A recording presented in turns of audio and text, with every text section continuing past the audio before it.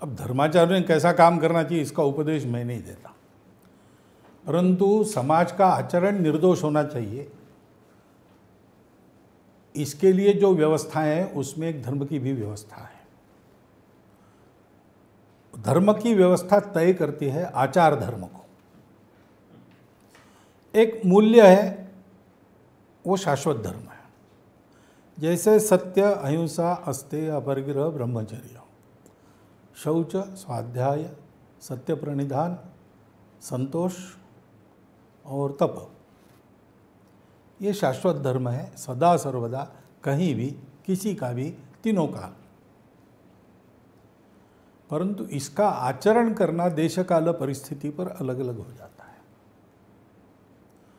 व्यक्ति परत्वे भी वो अलग रहता है।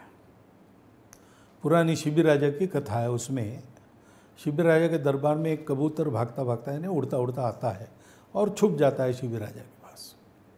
तो शिबिर राजा वो शरण आया, इसलिए उसको छुपाना मेरा धर्म है, रक्षा करना मेरा धर्म है।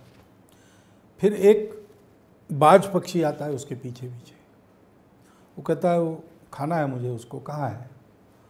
तो राजा कहता है कि मेरी प्रजा है, शरण ली उसने, मैं नहीं दूंगा, मेरा धर्म है।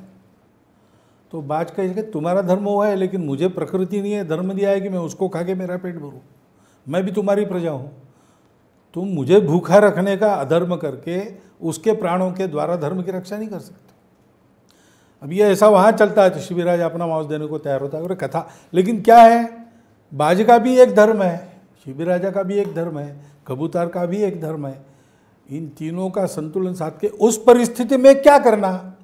तो शिबिर राजा ने उपाय निकाला, ठीक है तुम भी सुरक्षित रहो, तुम्हारा भी पेट भरे, मैं धर्म के लिए अपना मांस दे देता हूं।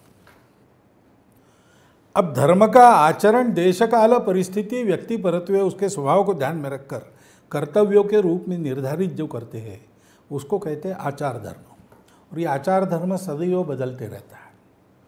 तो अपने यहाँ स्मृतियाँ थी, वो स्मृति एक नहीं थी, वो बदलते रहती थी। अब आखिरी स्मृति कहते हैं कि देवल स्मृति हो गई, जिसमें महिलाओं को शिक्षा वगैरह सारे प्रावधान है, जो जबरदस्ती भगाए ले गए उनको वापस लाने का प्रावधान है। तो आज जिन बातों की आवश्यकता हम महसूस करते उस समय उन्होंने की होगी तो दिया होगा उसमें, इसलिए चाहे जैसे लोग चल रहे हैं।